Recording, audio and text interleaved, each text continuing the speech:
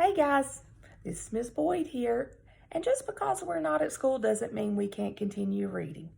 So today, for Miss Riggs's class, we're going to pick up where we left off with the book Wonder. Now, if you have your own copy at home, you're welcome to open your book and follow along.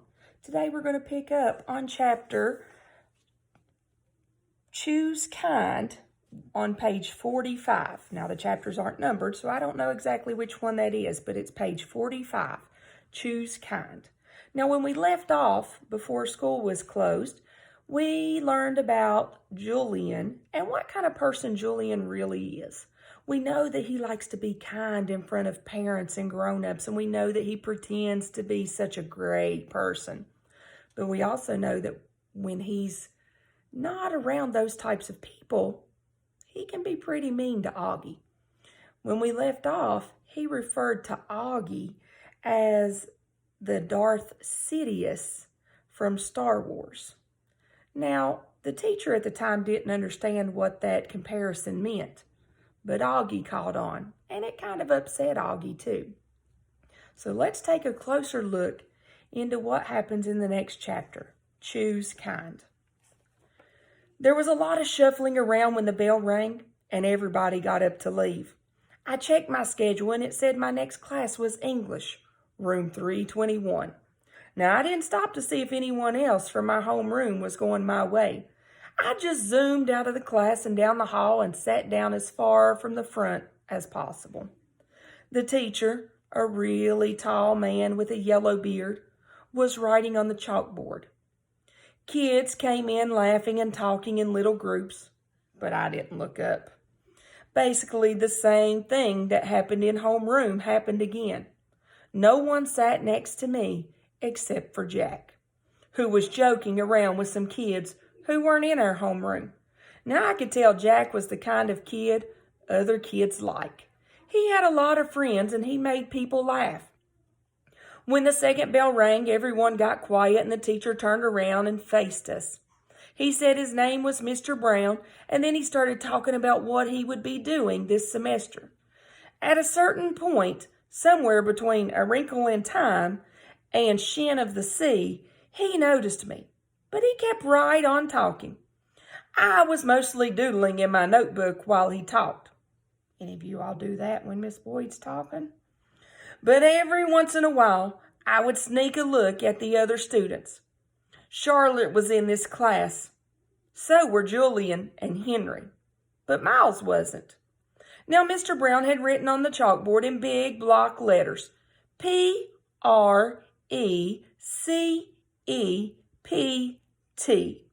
precept. Okay, everybody write this down at the very top of the very first page in your English notebook.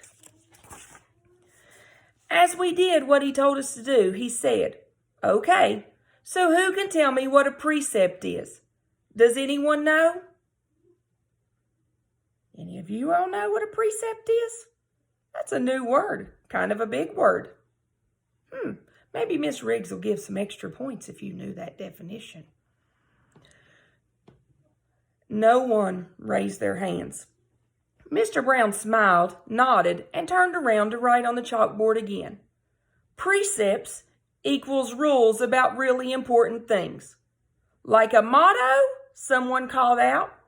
Like a motto, said Mr. Brown, nodding as he continued writing on the board. Like a famous quote. Like a line from a fortune cookie. Any saying or ground rule that can motivate you. Basically, a precept is anything that helps guide us when making decisions about really important things. Do you all live by any precepts? Are there any precepts we follow in our daily lives? Things that we have to follow at school in order to make things go smoothly. Now, he wrote all that on the chalkboard and then he turned around and faced us. So what are some really important things, he asked us. And a few kids raised their hands, and as he pointed at them, they gave their answers, which he wrote on the chalkboard in really, really sloppy handwriting. Rules, schoolwork, homework. What else? He said as he wrote. not even turning around, just call things out. And he wrote everything that everyone called out to him. Family, parents, pets. One girl called out, the environment. Yes, the environment. And he wrote on the chalkboard and he added, our world. Sharks, because they eat dead things in the ocean, said one of the boys, a kid named Reed. And Mr. Brown wrote down sharks. Bees, seatbelts, recycling, friends. Okay, said Mr. Brown, writing all those things down. He turned around when he finished writing to face us. But no one's named the most important thing of all. Now we all looked at him, out of ideas. What else could he be talking about? What's more important than those things that we've named? Oh, God, said one kid. And I could tell that even though Mr. Brown wrote God down, that still wasn't the answer he was looking for. Without saying anything else, he wrote down who we are. Who we are, he said, underlining each word as he said it. Who we are. Us, right? What kind of people are we? What kind of person are you? Isn't that the most important thing of all? Think about it for a second. What kind of person are you? If I were to ask one of your friends what kind of person you are, what would they say? Would they tell me you're kind? Would they tell me you're a bully? Would they tell me you're mean to others? Or would they tell me, oh, they're the sweetest. They're so caring. They're thoughtful. They're helpful. Think about it. What kind of person are you? And what kind of person do you want to be? What do you want other people to know about you? Isn't that the kind of question we should be asking ourselves all the time? What kind of person am I? Did anyone happen to notice the plaque next to the door of this school? Anyone ever read what it says? Anyone? Now, I know there's lots of plaques around schools and stuff and things that we never read, but this one in particular was important. He looked around, but no one knew the answer. It says, know thyself. He said, smiling and nodding, and learning who you are is what you're here to do. I thought we were here to learn English, Jack cracked, which made everyone laugh. Oh, yeah, and that too, Mr. Brown answered, which I thought was very cool of him. He turned around and wrote in big, huge block letters that spread all the way across the board, Mr. Brown's September Precept. And then he followed with, when given the choice between being right or being kind, choose kind. Okay, so everybody, he said, facing us again, I want you to start a brand new section in your notebooks and call it Mr. Brown's Precepts. He kept talking as we did what he was telling us to do. Put today's date at the top of the first page, and from now on, at the beginning of every month, I'm going to write a new Mr. Brown precept on the chalkboard, and you're going to write it down in your notebook.